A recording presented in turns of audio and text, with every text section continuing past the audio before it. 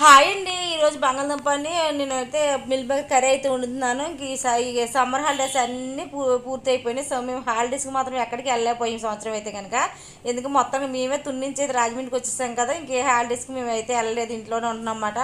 పైగా పెద్ద ఎండలు ఏమి లేవు కానీ ఇంకా ఎక్కడికి వెళ్ళలేదు. మొన్న అక్కడి నుంచి ఇక్కడికి వచ్చాం కాబట్టి అదే మా హాలిడే కింద అయిపోయింది. ఇప్పుడైతే సమ్మర్ హాలిడేస్ ఎప్పుడు అయిపోయాయి, ఇప్పుడైతే స్టార్ట్ అయిపోయింది మన కష్టాలన్నీ. ఆడవాళ్ళ కష్టాలన్నీ స్టార్ట్ అయిపోయినట్టే. ఎందుకంటే మార్నింగ్ లేచి పిల్లలు క్యారేజీలు చదవలసిన సమయం వచ్చింది. సమ్మర్ హాలిడేస్లో ఉన్నప్పుడు చక్కగా హ్యాపీగా కొంచెం లేట్గా లేచినా పర్లేదు, కానీ ఇప్పుడు అలా కుదరదు కదా. ఖచ్చితంగా క్యారేజీ పెట్టాలంటే 5:30 లెగవలసిందే. మా అబ్బాయి స్కూల్ ఇంతకుముందు అయితే 8:45కి ఉండేది, ఇప్పుడు 7:45కి అయిపోయింది. హై స్కూల్కి వచ్చాడు, మా అబ్బాయి 6కి వచ్చాడు కాబట్టి ఇంకేం చేయాలి. ఇంతకుముందు అయితే 6:30 లేస్తాను నేనైతే, ఇప్పుడైతే 5:30కి లెగాలి. ఇదో పెద్ద తలబడి అయిపోయింది.